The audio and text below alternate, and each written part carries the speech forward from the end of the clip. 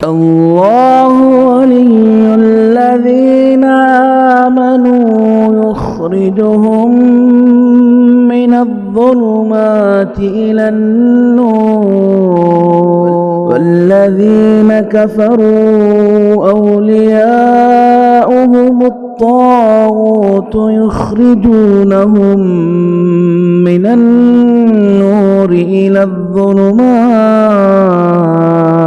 السلام عليكم ورحمة الله وبركاته. بسم الله الرحمن الرحيم. الحمد لله والصلاة والسلام على رسول الله أما بعد.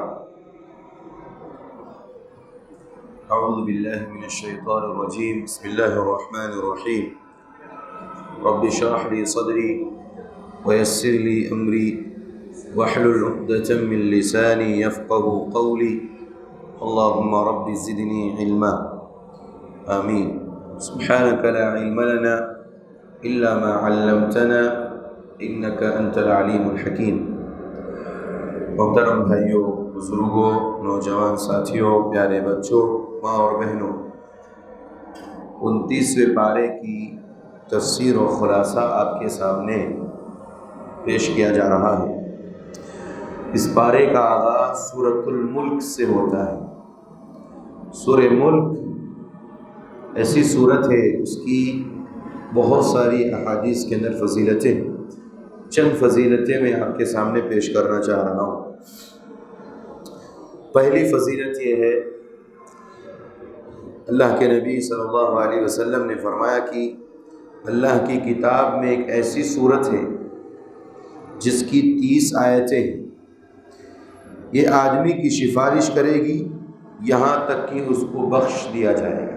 یہ قیامت کے دن یہ بندے کے لیے سفارشی بن کر کے آئے گی سورہ ملک، اور برابر سفارش کرتی رہے گی یہاں تک کہ انسان کو اس کی بنیاد پر بخش دیا جائے گا، معاف کر دیا جائے گا۔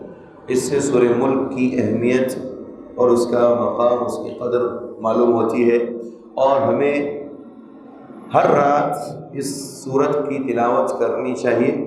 پیارے نبی صلی اللہ علیہ وسلم دوسری روایت میں سورہ سجدہ کے ساتھ سورہ ملک ضرور پڑھ کر کے سویا کرتے تھے۔ رات میں سونے سے پہلے سورہ سجدہ اور سورہ ملک پڑھ کر کے سویا کرتے تھے۔ ایک حدیث کے اندر اس کی فضیلت بیان کرتے ہوئے اللہ کے نبی صلی اللہ علیہ وسلم نے فرمایا کہ جو اپنے پڑھنے والے کی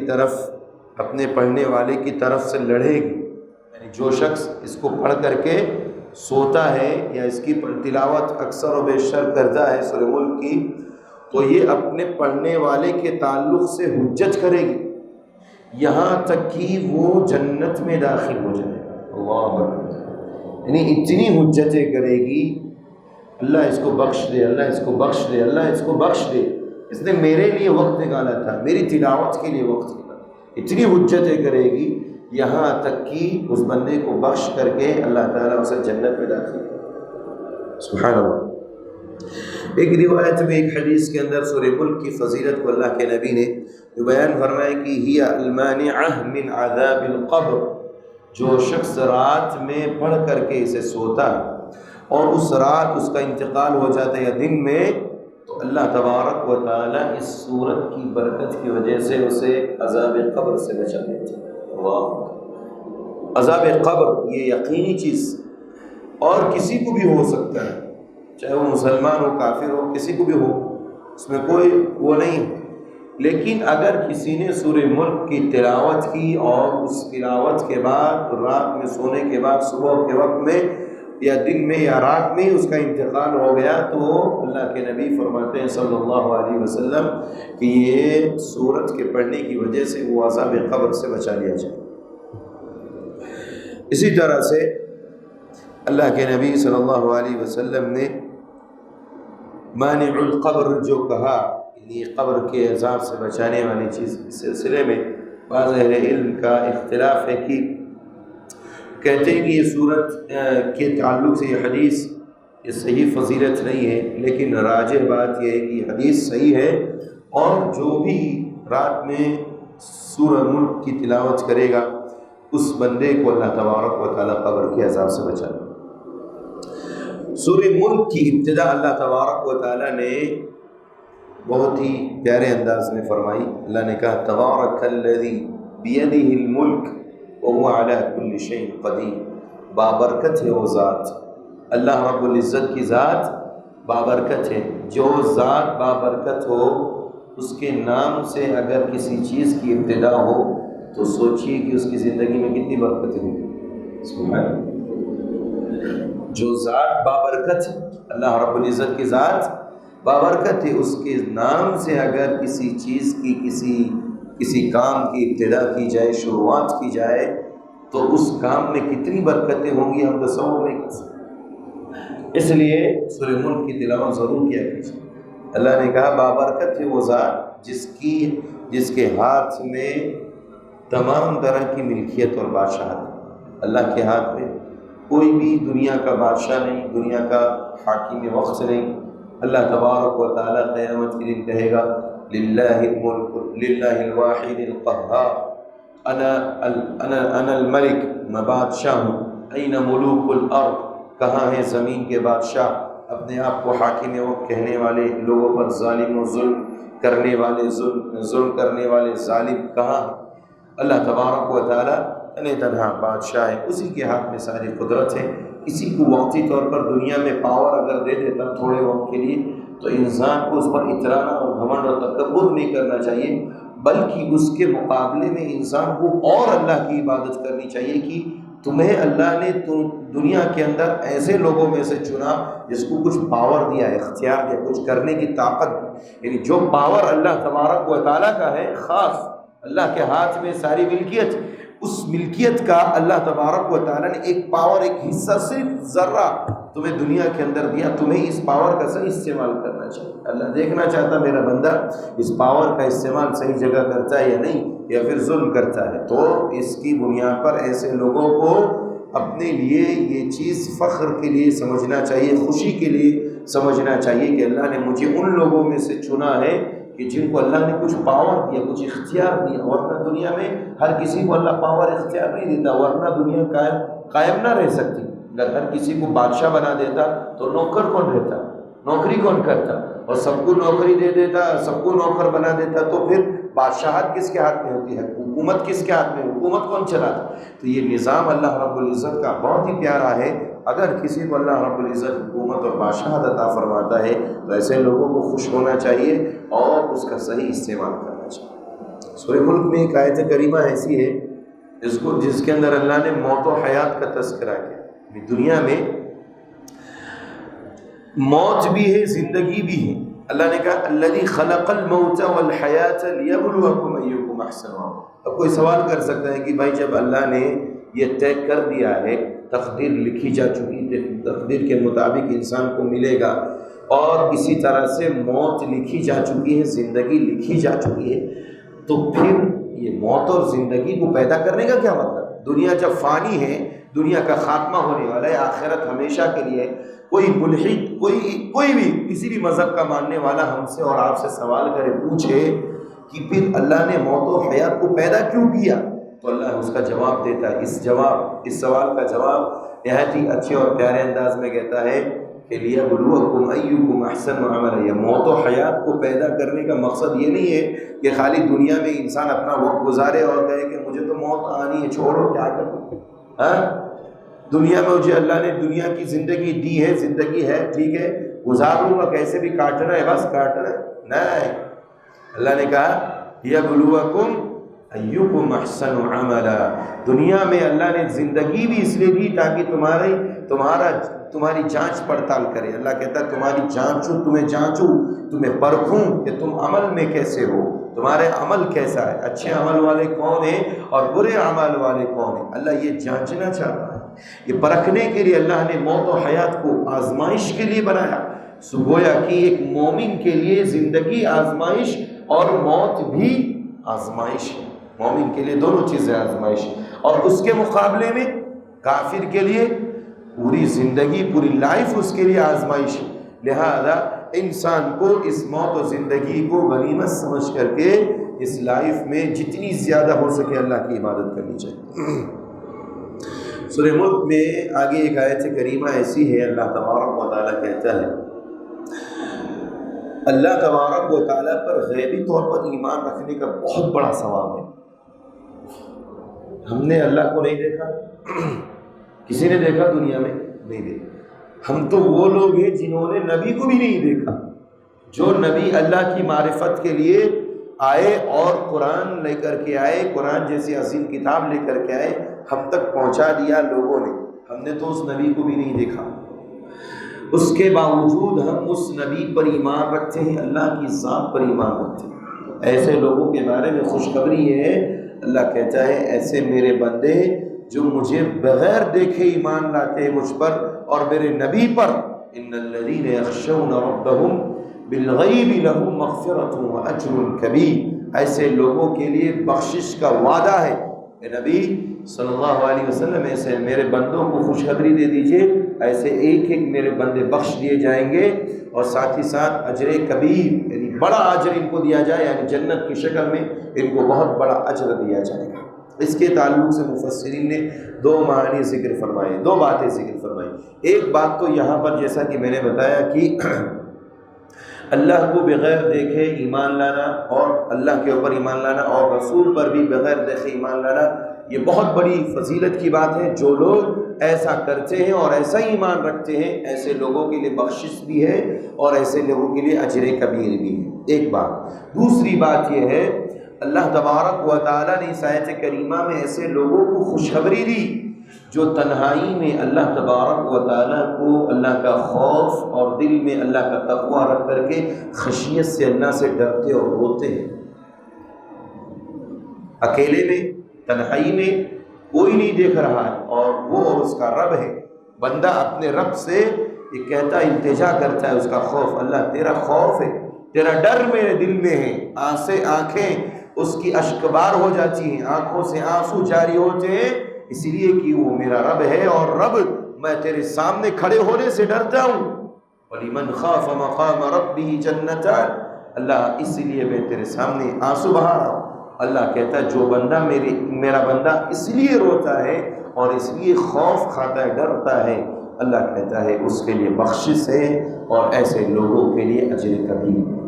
دونوں میں بہت فرق ہے اور دونوں کی بہت فضیلت ہے۔ اس لیے میرے بھائیوں، اہل علم نے یہ بات بھی ذکر کی کہ انسان کو دیکھیں، دنیا میں انسان بہت سارے اعمال ایسے کرتا ہے جو لوگوں کے سامنے، جیسے ہم نماز پڑھتے ہیں اور جماعت کے ساتھ نماز پڑھنا کیا ہے؟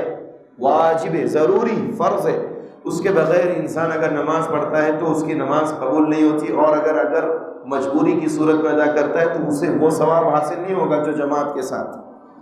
تو جو عبادتیں اجتماعی طور پر ہوتی ہیں اس میں انسان کا جو ڈر اور خوف کا معاملہ ہوتا ہے اللہ سے، وہ کم و بیش رہتا ہے۔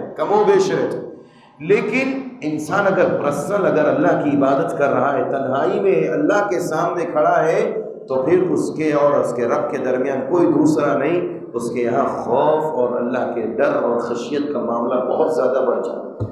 اس لیے اللہ نے اس کا مقام بھی بہت اونچا رکھا۔ اس لیے کچھ ایسے اعمال کرنے چاہیے جو ہمارے اور ہمارے رب کے درمیان ہو۔ ایک عمل ایسا، ایک ہی عمل زندگی میں یا دن میں 24 گھنٹے میں ایسا کیجیے جو میرا اور آپ کا معاملہ اللہ کے حوالے ہو، ہم اور آپ کوئی دوسرا نہ جانے، ہم اور آپ جو بھی عمل کرے وہ ہمارا رب جانے اور ہم جانیں، بس۔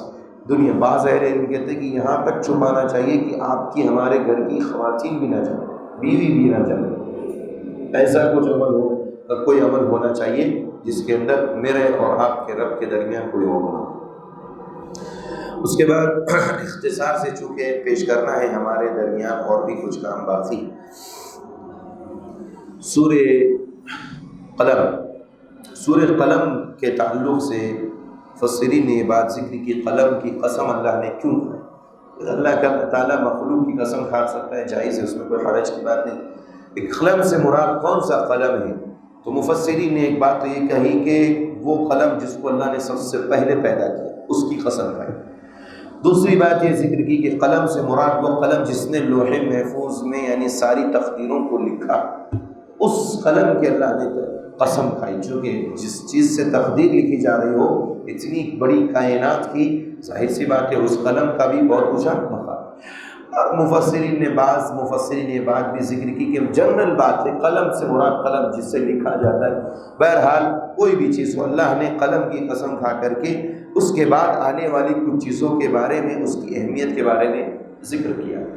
آگے کی آیت میں اللہ تبارک و تعالیٰ نے پیارے نبی صلی اللہ علیہ وسلم کے مقام و مرتبے کو اور آپ کے اخلاق اور آپ کے کیریکٹر اور کردار کو ذکر فرمایا، کہا کہ وَإِنَّكَ لَعَلَىٰ خُلُقٍ عَظِيمٍ، پیارے نبی صلی اللہ علیہ وسلم آپ اخلاق اور کردار کے اور کیریکٹر کے سب سے اونچے مقام پر تھے۔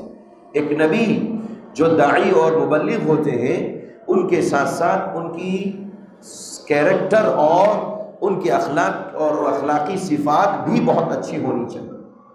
اگر کوئی شخص ایسا ہے جو دنیا میں داعی ہے، دعوت کا کام کر رہا ہے، اس کے پاس پیش کرنے کا طریقہ بہت اچھا ہے، لیکن اس کی لائف میں، اس کے کیریکٹر میں بہت ہی کمزوری ہے اور اس کا کیریکٹر صحیح نہیں ہے، تو سامنے والے پر اس کی بات کا اثر نہیں ہوگا، اس کی بات کا اثر۔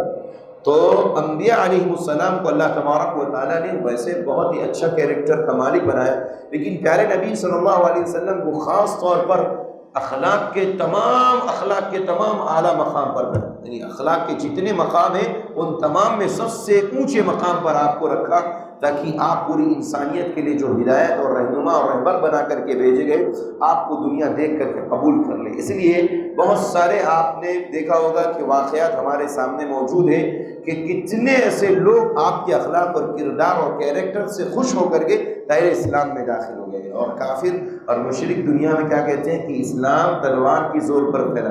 اسلام تلوار کی زور پر نہیں پھیلا، اسلام نبی صلی اللہ علیہ وسلم کے اخلاق اور کیریکٹر اور کردار پر پھیلا ہے۔ سمامہ بن اسال اپنے وقت کے بہت بڑے سردار تھے، پیارے نبی صلی اللہ علیہ وسلم کے زمانے میں مسجد نبوی میں ان کو باندھ دیا گیا تھا نا۔ اللہ کے نبی کو کہتے ہیں کہ اس سے پہلے ہوئے زمین پر آپ سے مبغوض کوئی چہرہ میری نظر میں نہیں تھا، لیکن 3 دن کے تک میں نے دیکھا کہ میرے نبی کا حال یہ ہے کہ وہ قیدیوں کے ساتھ بھی وہ برتاؤ کرتے ہیں جو عام لوگ نہیں کرتے۔ جب یہ حال دیکھا تو کہا کہ جب یہ قیدیوں کے ساتھ اتنا اچھا برتاؤ کرتے ہیں تو پھر عام لوگوں کے ساتھ ان کا کیسا برتاؤ ہوگا۔ لہذا تیسرے دن اس کے بعد ان کو رہا کیا گیا۔ کہتے ہیں کہ جا کر کے پہلے غسل کرتے ہیں، غسل کرنے کے بعد فوراً اللہ کے نبی کی خدمت میں حاضر ہوتے ہیں، کہتے ہیں اللہ کے نبی ایمان لانا چاہتا ہوں، مشرف با اسلام ہونا چاہتا ہوں، نبی کی ذات پر ایمان قبول کرنا چاہتا ہوں۔ کیوں؟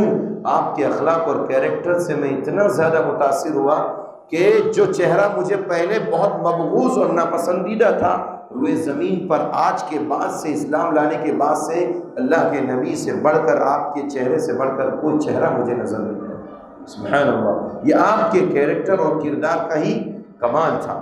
ایسی کئی مثالیں ہیں جو میں آپ کے سامنے پیش کر سکتا ہوں، لیکن وقت کی تنگ دامنی کی وجہ سے میں اسے چھوڑ رہا ہوں۔ لیکن اللہ تعالیٰ نے کہا کہ آپ کو ہم نے بہت اونچا مقام پر رکھا اخلاق کے۔ اس سے ایک میسیج یہ ملتا ہے، چونکہ ہمارے نبی ہیں، رسول ہیں، تو نبی اور رسول کے جو وارثین ہیں، علماء ہیں، ان سے میں سب سے پہلے یہ مخاطب ہوں کہ علماء کی ذمہ داری ہے کہ وہ علم اور عمل کے ساتھ ساتھ اپنے کیریکٹر اور کردار کو بھی بنائیں۔ کیوں؟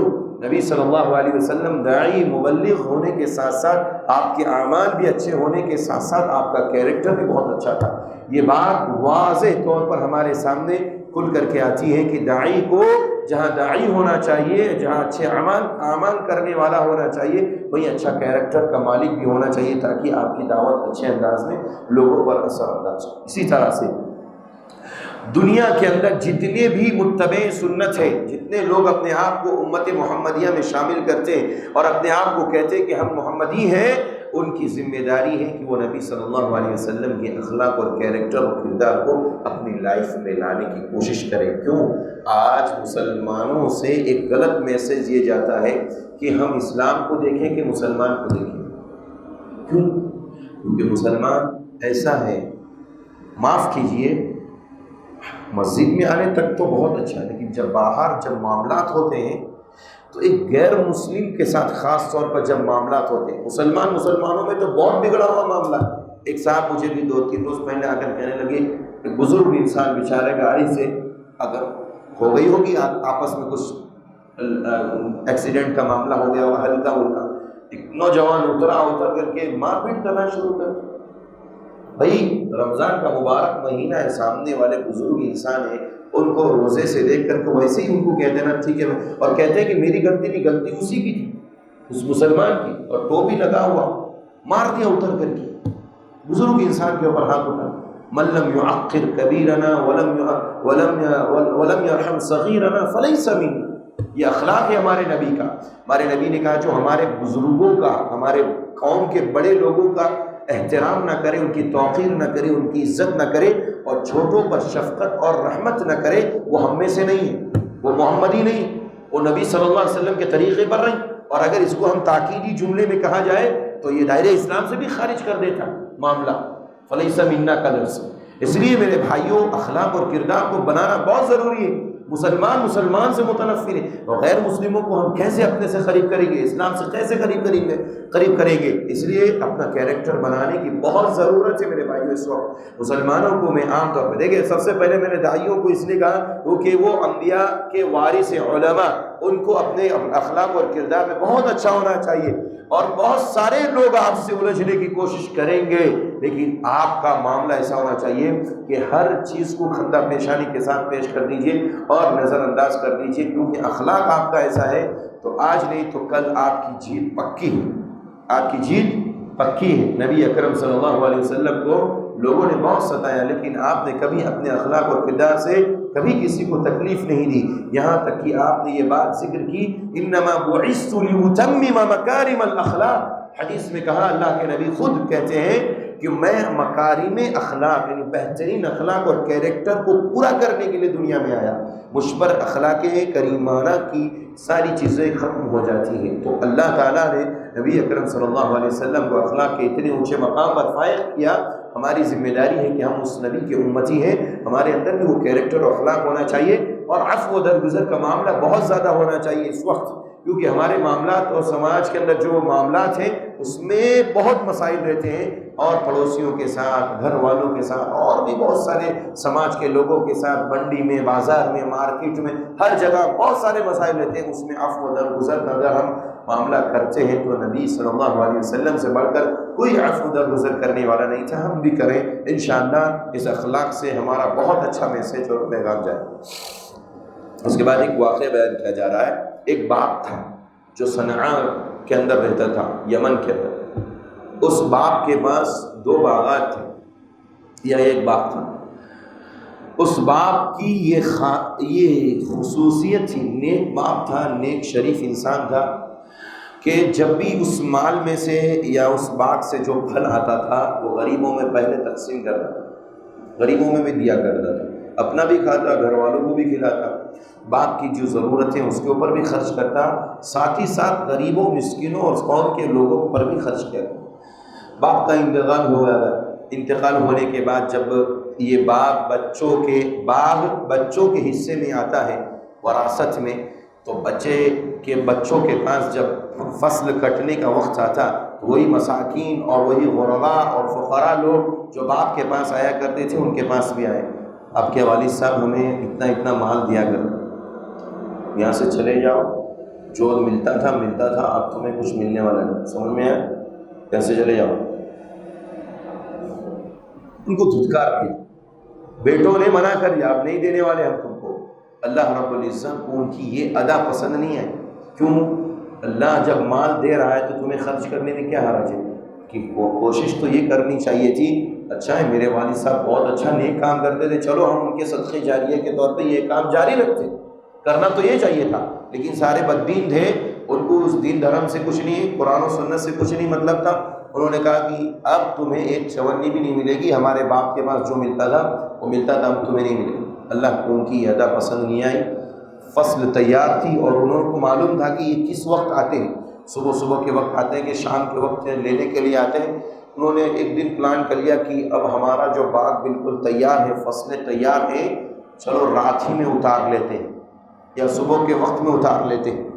اللہ تبارک و تعالیٰ نے رات کے کسی حصے میں ان کے اوپر عذاب بھیج کر کے پوری کی پوری فصل کو تباہ و برباد کر دیا۔ کیوں؟ غریبوں کا مال کھانے کی وجہ سے۔ کس کا؟ ہاں، یہ بات یاد رکھیے، جو لوگ مسکینوں، غریبوں، فقیروں، محتاجوں کا حق کھاتے ہیں وہ تو باطل تو ہے ہی ہے، اس کے ساتھ ساتھ ان کا سب سے بڑا نقصان یہ ہے ان کا سارا مال برباد کر دیا جاتا ہے۔ اس لیے زکوٰۃ کبھی مت روکیے، زکوٰۃ کبھی مت روکیے یار، یہ غریبوں، مسکینوں، فقیروں، محتاجوں کا حق ہے۔ ایک چونی بھی اگر نکل رہی ہے ہمارے مال سے زکوٰۃ تو ضرور دیا کیجیے، ضرور دیجیے، کیونکہ یہ غریبوں کا حق ہے۔ جو غریبوں کا حق مارتا ہے اللہ اس کے مال کو ایسے تباہ کر دیتا ہے جیسے یہ باغ والوں کے ساتھ ہوا، اور راتوں رات اللہ نے ایک عذاب بھیجا ان کے اوپر، پورا معاملہ ختم۔ اس کے بعد افسوس کرنے لگے کہ ہے کاش ایک آدمی کہنے لگا کہ تم نے ایسا کیوں کیا، اور ہم نے اپنے نفسوں پر ظلم کیا، ان فقیروں کو منع نہیں کرنا تھا، بہت ساری باتیں کہنے لگے، اور آئندہ کے لیے جو ہے اس کے اوپر عزم کرنے کہ آئندہ جو ہمارے باپ کیا کرتے تھے وہ دیتے رہیں۔ تو میرے بھائیوں، غریبوں کا حق جو بنتا ہے وہ ضرور دینا چاہیے، اس میں ہمیں کمی وہ نہیں کرنا چاہیے۔ اس کے بعد اللہ تبارک و تعالیٰ سورہ حاقہ کے اندر دو گروہوں کا تذکرہ کر رہا ہے۔ ایک گروہ وہ ہے کہ جن کو دائیں ہاتھ میں نام اعمال دیے جائیں گے، اور ایک گروہ وہ ہے جن کو بائیں ہاتھ میں نام اعمال دیے جائیں گے۔ جو دائیں ہاتھ میں جن کو نام اعمال دیا جائے گا وہ گروہ جا کر فرد واحد اگر ایک انسان بھی ہوگا تو فیقول ہاؤم اقرؤوا کتابیہ، تو وہ لوگوں سے کہتا ہوا خوشی سے جھومتا ہوا دوڑتا ہوا جائے، ارے دیکھو دیکھو میرا نام اعمال مجھے مل گیا، میں دنیا میں کیا کیا کرتا تھا، دیکھو خوشی سے کہے گا پڑھو میرے نام اعمال کو۔ اللہ کہے گا فیقول ہاؤم اقرؤوا کتابیہ انی ظننت انی ملاق حسابیہ فہو فی عیشۃ راضیہ، وہ نہایت ہی آرام والی زندگی کے اندر داخل کر دیا جائے گا، یعنی جنت والی اور نعمتوں والی اس کو اسے زندگی ملے گی۔ فی جنت عالیہ، اللہ کے نبی فرماتے ہیں حدیث کے اندر کہ وہ بلند و بالا جنتوں میں ہوگا، جیسا کہ اس کی حدیث کے اندر صراحت کرتے ہوئے پیارے نبی کہتے ہیں کہ اتنی عظیم جنت ہے، جنت اتنی عظیم ہے، ایک شہید کو جو درجہ ملنے والا ہے اس کا جنت کے درمیان کا جو فاصلہ ہے، ایک جنت اور اس کے اگلے حصے کا جتنا ہمارے یہاں زمین سے آسمان کے درمیان کا جتنا فاصلہ ہے، اتنا زمین سے آسمان کے درمیان فاصلہ ہے جنت کے دو حصوں میں، یعنی ایک حصہ پھر ایک پھر ایک پھر ایک، ایسے جو طبقات ہیں جنت کے 100 طبقات ہیں ایسے، تو ایک طبقے کے درمیان جو جنت میں فاصلہ ہے زمین اور آسمان کے درمیان کا، سوچیں جنت کتنی بڑی ہے، تو شہید کو ملے گی۔ اور ہر ایک انسان کو جو لڑائی اور جھگڑے میں انسان اس موقع پہ جبکہ وہ حق پر ہے اور کوئی جھگڑا کر رہا ہے، کوئی لڑائی کر رہا ہے، اس موقع پہ وہ کہے کہ میں دیکھو حق پر ہوتے ہوئے تم سے جھگڑا نہیں کروں، جھگڑے کو چھوڑ دے، اللہ کے نبی فرماتے ہیں اسے درمیانی جنت میں جگہ دی جائے۔ حق پر ہوتے ہوئے جھگڑے کو چھوڑ دینا، لڑائی کو چھوڑ دینا۔ آج لڑائیاں کس لیے ہوتی ہیں؟ انسان نہ حق ہوتے ہوئے بھی جھگڑا کرتا ہے، اور ایک انسان حق پر ہوتے ہوئے بھی جھگڑا کرتا ہے۔ تو جھگڑا کرنا اور لڑائی کرنا، قتال کرنا مسلمان سے کسی سے، اگر وہ حق پر ہے، حق پر انسان ہے، اور حق پر ہونے کے باوجود اگر وہ جھگڑے کو چھوڑ دے تو اللہ اسے فی ربض الجنہ، حدیث کے الفاظ ہیں، اسے درمیانی حصوں میں جنت میں جگہ عطا فرمائے گی۔ تو ایسا وہ شخص جسے داہنے ہاتھ میں نام اعمال دیا جائے گا وہ جنتوں میں ہوگا، وہ بھی فی جنت عالیہ، بلند و بالا جنتوں میں ہوگا۔ اور جس کو بائیں ہاتھ میں نام اعمال دیا جائے گا وَأَمَّا مَنْ أُوتِيَ كِتَابَهُ بِشِمَالِهِ فَيَقُولُ يَا لَيْتَنِي لَمْ أُوتَ كِتَابِيَهْ، کاش کہ مجھے یہ نام اعمال دیا ہی نہ جاتا، هَلَكَ عَنِّي سُلْطَانِيَهْ، وہ کہے گا میں دنیا میں بڑا سلطان تھا، بڑا حاکم تھا، وقت کا بڑا مالدار شخص تھا، میری سلطنت نے، میری سلطانیت نے کچھ بھی مجھے فائدہ نہیں دیا، میری حاکمیت نے مجھے کچھ فائدہ نہیں دیا۔ هَلَكَ عَنِّي سُلْطَانِيَهْ، اللہ کہے گا خُذُوهُ فَغُلُّوهُ ثُمَّ الْجَحِيمَ صَلُّوهُ، ان کو پکڑ لو، ان کو زنجیروں میں جکڑ دو، اور ایسی زنجیر نہیں چھوٹی موٹی کہ اس میں ایک کڑی لگا دی جائے، نہیں، 70 ہاتھ بڑی ایسی زنجیروں میں ان کو جکڑ کر کے انہیں جہنم رسید کر دو، جو بائیں ہاتھ میں نام اعمال دیے جائیں گے۔ اس لیے میرے بھائیوں، اللہ رب العزت سے توفیق طلب کرنی چاہیے۔ اگر ہمیں اللہ نے مسلمان بنایا، مسلمانوں نے بھی قرآن و سنت کا ماننے والا بنایا، عبادت گزار بندہ بنایا، تو شکر ادا کرنا چاہیے، اور اللہ سے یہ بھی دعا کرنی چاہیے قیامت کے دن اللہ اصحاب الیمین دائنے ہاتھ والوں میں سے ہمیں بنا دینا، تاکہ ہم بھی تیری جنت بلند و بالا جنتوں میں ہم بھی داخل ہو جائیں۔ دعا کرنا چاہیے۔ اس کے بعد سورہ معارج، معارج کہتے ہیں معراج کی جمع معارج، یعنی سیڑھی۔ معراج کے معنی سیڑھی، زینہ، فرسٹ سیکنڈ تھرڈ جو زینہ ہوتا ہے، سیڑھی ہوتی، اس کو کہا جاتا ہے۔ اس کی ابتدا میں سأل سائل بعذاب واقع، دو باتیں ذکر کی گئی ہے۔ ایک تو یہ کہ ابو جہل نے پوچھا، ارے تمہارا جو تم روز روز محمد صلی اللہ علیہ وسلم بولتے ہو کہ عذاب آئے گا آئے گا آئے گا، یہ کب آئے گا؟ سوال کر بیٹھا، اس نے سوال کر دیا۔ سأل سائل، سائل کہتا ہے، سوال کرتا ہے، بعذاب واقع، عذاب واقع کے تعلق سے عذاب کب واقع ہوگا، کب آئے، اس کے بارے میں پوچھتا ہے ابو جہل۔ سأل سائل بعذاب واقع۔ اس کے بعد دوسرا مفسرین نے کہا کہ نہیں، اس سے سوال کرنے والے سے مراد نبی صلی اللہ علیہ وسلم ہے۔ اللہ کے نبی صلی اللہ علیہ وسلم سے لوگوں نے پوچھا تھا کہ قیامت کب آئے گی، اور تو اللہ کے نبی صلی اللہ علیہ وسلم نے وہی سوال پوچھا، تو سوال کا جواب اللہ تبارک و تعالیٰ نے کہا لیس لہ من اللہ لیس لہ من دافع۔ اللہ تعالیٰ نے کہا کہ وہ ایسا عذاب ہے، یا جو قیامت کا ہولناک منظر ہوگا، ایسا ہوگا اس دن جو زلزلہ آئے گا، اس سے کوئی بچ نہیں سکتا ہے۔ للکافرین لیس لہ دافع، کہ کافروں کے لیے کوئی دفاع کرنے والا عذاب نہیں ہوگا، یعنی دفاع کرنے کا مطلب یعنی کافروں سے کوئی جدا نہیں کر سکتا، وہ عذاب کافروں پر آئے گا ہی آئے گا۔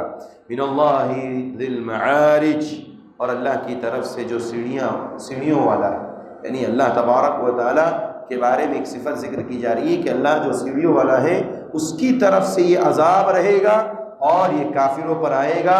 اس میں کافروں کو تیار رہنے کی اور دھمکی دی جا رہی ہے کہ تمہیں اس معاملے کو لے کر کے پہلے سے چوکنا ہو جانا چاہیے کہ تمہارا معاملہ کیسا ہونے والا ہے۔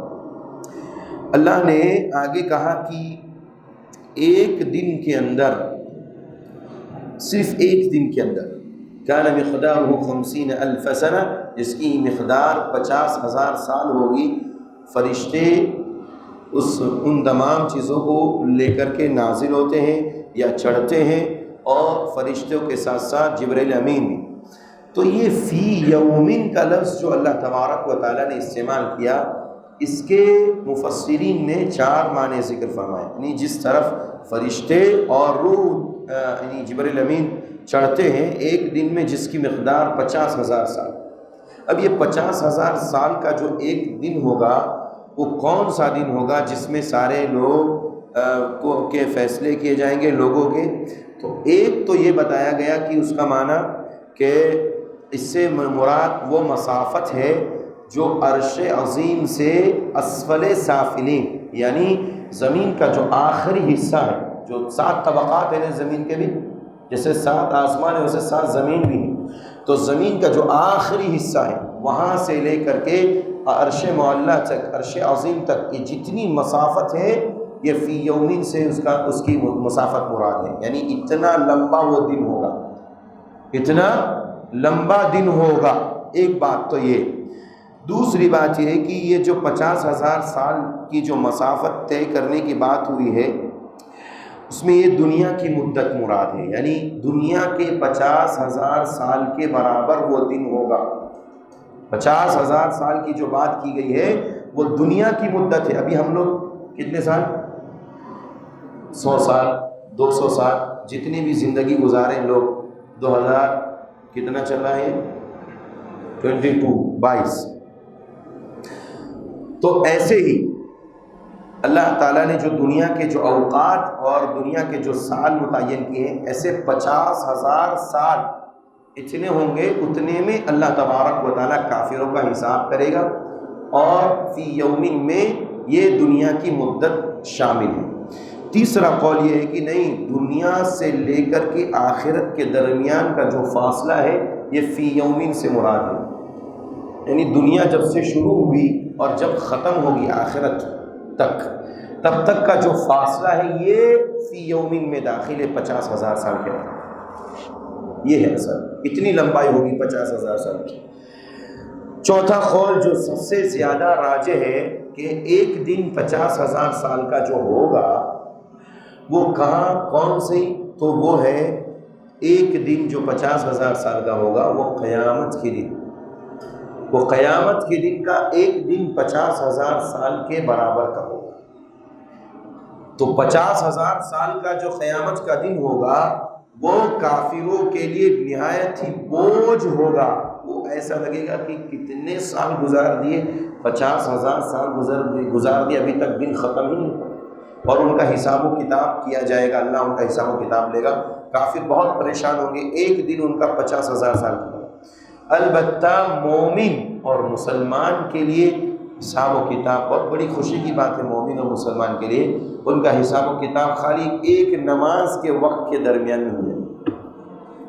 ایک مومن، کتنی خوشی کی بات ہے، مومنین کا حساب و کتاب ایک نماز کے وقت میں، بس ایک نماز کتنا وقت لگتا ہے؟ بعض حدیث کے اندر بتایا جاتا ہے کہ ظہر سے عصر کے درمیان کا جو وقفہ ہے ایک نماز سے دوسری نماز کے درمیان، یہ 50,000 سال کا جو ایک دن ہوگا قیامت کا، یہ کافروں کے لیے مشقت بھرا ہوگا، لیکن مومن کے لیے بس یہ اتنا ہی ہوگا، ظہر سے عصر کے درمیان، اور ہمارا اس میں حساب کتاب ہو جائے گا۔ اس لیے بھی کہ حدیث کے اندر اللہ کے نبی صلی اللہ علیہ وسلم نے فرمایا کہ انسان کو جو کم سے کم روزی دی جاتی ہے اس کے لیے خیر ہے، کیوں؟ قیامت کے دن سوال جواب کم ہوں گے، اللہ سے پوچھے گا، اللہ پوچھے گا بندہ میں تجھے مہینے میں 10,000 روپے دیتا تھا، تو کیا کرتا تھا؟ ایک بندہ ایک جملے میں جب اللہ سارا تو میرے بال بچوں پہ لگ جائے، اب بچتا اللہ کے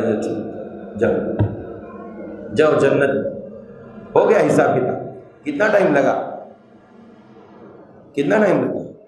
ایسے ہی مومنین کو ظہر سے عصر کے درمیان کے وقت میں جو ان کا حساب کتاب ہو جائے گا، تو اس سے یہی بات ذکر کی جا رہی ہے کہ نہایت ہی آسان۔ اب عبد الرحمن ابن عوف رضی اللہ عنہ صحابی رسول، تمام صحابہ میں سب سے اخیر میں جنت میں جاتے ہوئے نظر آئے، جبکہ یہ عشرہ مبشرہ بالجنہ میں سے 10 جن کو 10 صحابیوں کو اللہ کے نبی نے جنت کی خوشخبری دی ان میں سے ہیں یہ، لیکن کہتے ہیں کہ سب سے لاسٹ میں جائیں گے۔ کیوں؟ کیونکہ ان کے پاس مال بہت تھا دنیا میں، اور جتنا زیادہ مال اتنا زیادہ حساب۔ اللہ پوچھے گا عبد الرحمن یہ مال تمہیں ملا تھا کہاں خرچ کیا؟ اللہ تعالیٰ یہاں سے کہاں سے لایا تھا یہ پوچھے، تو ساری تفصیل بتائی جائے گی۔ اس کے بعد تو جو زیادہ مال والے ہیں تو دنیا میں تو خوشی ہے ان کے لیے، لیکن آخرت میں تھوڑی سی تاخیر ہوگی جنت میں جانے کے لیے، تو مال والا ہونا چاہیے نہیں؟ پھر آپ کہیں گے دنیا میں بہت سارے مسائل ہیں، کون حل کرے گا؟ بغیر مال والے نہیں کریں گے تو کون کرے گا؟ اللہ کے نبی صلی اللہ علیہ وسلم اسی لیے کہتے تھے مجھے فقیروں میں غریبوں میں زندگی بہت اچھی لگتی۔ کیوں؟ آپ کے پاس دیکھیے کتنا مال آتا تھا، صحابہ کہتے ہیں کہ ایسے چٹکی میں نکال دیتے تھے آپ۔ مال آنا یہ کوئی بری بات نہیں، آپ کے پاس بھی آئے اس کو اللہ کے راستے میں خرچ کر دینا یہ اصل۔ بہرحال تو یہ ایک دن جو ہوگا قیامت کا یہ 50,000 سال کے برابر ہوگا۔ یہ 50,000 سال کا جو دن ہوگا یہ کافروں کے لیے بہت سخت ہوگا، مومنوں کے لیے نہایت آسان ہوگا۔ اس کے بعد سورہ نوح میں نوح علیہ السلام کے واقعے کی طرف اشارہ ہے۔ نوح علیہ السلام کے نام سے ہی سورت کا نام بھی رکھ دیا۔ نوح علیہ السلام کے بارے میں مفسرین کہتے ہیں کہ یہ سب سے پہلے رسول ہیں، نبی نہیں۔ نبی اور رسول میں فرق ہے، نبی وہ جن کو رسالت نہیں دی گئی، شریعت نہیں، اور رسول جن کو نبوت کے ساتھ ساتھ رسالت بھی دی جائے۔ تو یہ سب سے پہلے رسول ہیں، اور دوسری بات کہ دنیا میں ان کو دوبارہ جو ہے آدم ثانی کہتے ہیں، ان کے بعد دوبارہ دنیا میں کائنات کے اندر جو دنیا کے اندر یہ انسانیت اور دوسری مخلوقات جو بڑھی یہ انہی کی بدولت، چونکہ جب وہ قوم نوح پر عذاب آیا تھا تو سب کو اللہ تعالیٰ نے ہلاک و برباد کیا۔ نوح علیہ السلام کی یہ کچھ نصیحتیں اپنی قوم کو تھی جو بہت ہی پیاری نصیحتیں ہیں۔ لیکن وقت کی کمی کی وجہ سے میں آپ کے سامنے پوری تفصیل سے نہیں بیان کر سکتا۔ یہ ایسے نبی ہیں جنہوں نے 1-2 سال کے لیے نہیں، ایک داعی کو یہ بتایا جا رہا ہے کہ داعی دعوت دینے والے کو اپنے اندر بہت صبر رکھنا چاہیے، بہت صبر رکھنا چاہیے، اور کبھی بھی اپنی دعوت کا انجام فوری نہیں طلب کرنا چاہیے۔ نوح علیہ السلام ایک بہت بڑے داعی تھے، رسول ہونے کے ساتھ ساتھ، نبی ہونے کے ساتھ ساتھ ایک بہت بڑے داعی تھے، مبلغ تھے۔ انہوں نے 950 سال تک کی جو زندگی سے دعوت و تبلیغ میں کھپایا، وہ کہتے ہیں اللہ انی دعوت قومی لیلا و نہارا، کوئی رات نہیں چھوڑی، کوئی دن نہیں چھوڑا۔ ایسا نہیں ہے کہ 950 سال میں 1 سال کام کیا پھر دوسرے سال بیٹھ گیا، نہیں، داعی ایسا ہوتا ہے جو ہر دم لگا رہتا ہے قوم کے پیچھے۔ داعی کہتے ہیں میں نے اللہ تعالیٰ نہ رات چھوڑی، نہ دن چھوڑا، نہ گرمی چھوڑی، نہ بارش، نہ سردی، نہ گرمی، کچھ نہیں دے گا، برابر اپنی قوم کو سمجھاتا رہا، لیکن یہ قوم نہیں مانی، آخر کار اللہ تعالیٰ نے اس کو غرق کر دیا۔ تو داعی کے اندر بہت زیادہ صبر ہونا چاہیے، اور داعی دوسری چیز، داعی کبھی بھی اپنی دعوت کا انجام فوری تلاش نہ کرے، انجام ملے گا کچھ دنوں کے بعد، کچھ سالوں کے بعد، لیکن فوری انجام کو تلاش نہ کرے۔ یہ داعی کے آداب اور اسلوب میں سے دعوت دین کے۔ اس صورت کے اندر اللہ تبارک و تعالیٰ نے ایک آیت کریمہ بہت پیاری ذکر فرمائی، کہا کہ فَقُلْتُ اسْتَغْفِرُوا رَبَّكُمْ إِنَّهُ كَانَ غَفَّارًا، فَقُلْتُ اسْتَغْفِرُوا رَبَّكُمْ إِنَّهُ كَانَ غَفَّارًا۔ نوح علیہ السلام نے کہا اے میری قوم کے لوگوں، تم اپنے رب سے استغفار طلب کرو، بخشش مانگو، انہو کان غفارا، بہت بخشنے والا، بہت رحم کرنے۔ اگر تم یہ سچی توبہ کرو گے، استغفار کرو گے، بخشش مانگ لو گے، اور اللہ تمہیں معاف کر دے گا، تو انعامات اگر تم گننا چاہو تو سنو، یرسل السماء علیکم مدرارا، پہلا انعام یہ ہوگا کہ آسمان سے قطرے قطرے نہیں، موسلا دھار بارش تمہارے اوپر اترے گی۔ وَيُمْدِدُكُمْ بِأَمْوَالٍ وَبَنِينَ وَيَجْعَلْ لَكُمْ جَنَّاتٍ وَيَجْعَلْ لَكُمْ أَنْهَارًا، اور کہا کہ اگر تم بچوں سے محروم ہو، اولاد سے محروم ہو، تمہاری یہاں اولاد نہیں ہو رہی ہے، تو تم استغفار کرو گے تو تمہیں اللہ بچے بھی دے گا، بچوں سے تمہیں اولاد سے تمہاری مدد کرے گا۔ اگر تم مال سے محروم ہو، استغفار کرو گے، اللہ تبارک و تعالیٰ تمہیں مالدار بنا دے گا۔ اگر تمہارے پاس باغات نہیں، خواہش تمہیں باغات کی ہے، استغفار کرو گے، سچی توبہ کرو گے، اللہ تمہیں باغات عطا فرمائے گا۔ یرسل السماء علیکم وَيُمْدِدْكُمْ بِأَمْوَالٍ وَبَنِينَ وَيَجْعَلْ لَكُمْ جَنَّاتٍ وَيَجْعَلْ لَكُمْ أَنْهَارًا مَا لَكُمْ لَا تَرْجُونَ لِلَّهِ وَقَارًا۔ حضرت عمر رضی اللہ عنہ کا ایک واقعہ مفسرین نے ذکر کیا، بہت پیارا۔ اپنے زمانے میں حضرت عمر کے زمانے قحط سالی ہو گئی۔ قحط سالی جانتے ہیں نا، بارش نہیں ہو رہی، لاک ڈاؤن نہیں، قحط سالی اس کو کہتے ہیں کہ پانی بارش نازل نہ ہو اور اس کی وجہ سے غلہ اور اناج وغیرہ نہ ہوگے اور لوگ پریشان ہو کھانے پینے کے۔ آج تو آرٹیفیشل بھی بہت سارے غلے آ گئے ہیں، اس لیے ہمارے مارکیٹ میں کمی نہیں، اس زمانے میں وہ سب چیزیں نہیں تھی، قدرتی چیز کھاتے تھے۔ تو قحط سالی کا زمانہ تھا۔ حضرت عمر رضی اللہ عنہ ممبر رسول پر چڑھے، اس پہ مدینہ میں ممبر رسول پر چڑھے۔ اس کے بعد صرف ایک آیت، کون سی؟ سورہ نوح کی یہی آیت، فَقُلْتُ اسْتَغْفِرُوا رَبَّكُمْ إِنَّهُ كَانَ غَفَّارًا يُرْسِلِ السَّمَاءَ عَلَيْكُمْ مِدْرَارًا۔ کہتے ہیں جب تک کھڑے رہے تب تک یہی دعا خالی پڑھتے رہے، یہی آیت کریمہ پڑھتے رہے۔ اللہ سبحانہ و تعالی ایسے جلیل القدر صحابہ کو ہمارے لیے اسوہ اور نمونہ بنایا، جو جانتے تھے کہ اللہ تبارک و تعالیٰ کے کلام میں کون سا ایسا نسخہ ہے جو ہماری قحط سالی کو دور کر دے، کون سا ایسا نسخہ ہے جو ہماری بیماری کو دور کر دے، کون سا ایسا نسخہ ہے جو ہمارے ماں اور بہنوں کے بانجھ پنے کو دور کر دے، جو ہمارے مالوں اور دولت میں جو کمی واقع ہو گئی اس کو ختم کر دے۔ حسن بصری رحمۃ اللہ علیہ جلیل القدر تابعی ہیں، ایک شخص ان کے پاس آیا، پوچھنے لگا، امام صاحب میرے پاس ہمارے یہاں قحط سالی ہے، کیا کوئی علاج ہے؟ کہا جاؤ فَقُلْتُ اسْتَغْفِرُوا رَبَّكُمْ إِنَّهُ كَانَ، استغفار کرو۔ دوسرا شخص آیا، ہمارے یہاں اولاد نہیں ہو رہی، کہا فَقُلْتُ اسْتَغْفِرُوا رَبَّكُمْ إِنَّهُ كَانَ غَفَّارًا، جاؤ استغفار کرو، اللہ تمہیں اولاد۔ ایک شخص آیا، اللہ امام صاحب مال نہیں ہے، ہم لوگ پریشان ہیں، تنگی، استغفار کرو، وقلت استغفروا ربکم۔ چوتھا شخص آیا، اس نے بھی اپنی شکایت پیش کی، سب کو ایک ہی جواب، سب کو حسن بصری رحمہ اللہ نے صرف ایک جواب کہا، جاؤ استغفار کرو۔ جو بیٹھے ہوئے لوگ تھے مجلس میں، انہوں نے کہا امام صاحب اتنی ساری باتیں ہم نے سنی، کئی لوگ آپ سے سوال کیے، سب کے سوال مختلف تھے لیکن جواب آپ کا ایک ہی تھا۔ کہا میں نے قرآن مجید کو پڑھا، اس سے بہترین نسخہ مجھے ملا ہی نہیں، اللہ اس سے بہترین نسخہ ملا ہی نہیں۔ یہ بہت عظیم دعا تھی حضرت نوح علیہ السلام کی، لیکن قوم اس کے باوجود بھی نہیں مانی۔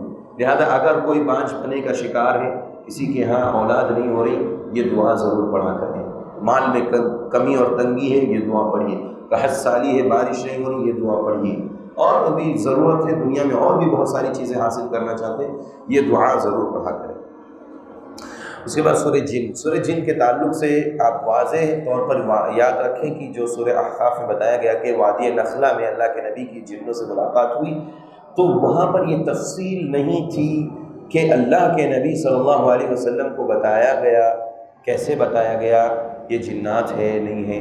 تو یہاں بتایا جا رہا ہے قل اوحی الی، اوحیہ کا لفظ استعمال کر کے بتا دیا کہ آپ کے پاس جو یہ بات بتائی جا رہی ہے کہ جناتوں کی ایک جماعت تھی جو یہ کرتی تھی اور دیکھتی تھی، آسمانوں میں افق میں جایا کرتی پھر آتی، تو یہ سب باتیں آپ کو کیسے پتہ چلی؟ آپ عالم الغیب نہیں تھے؟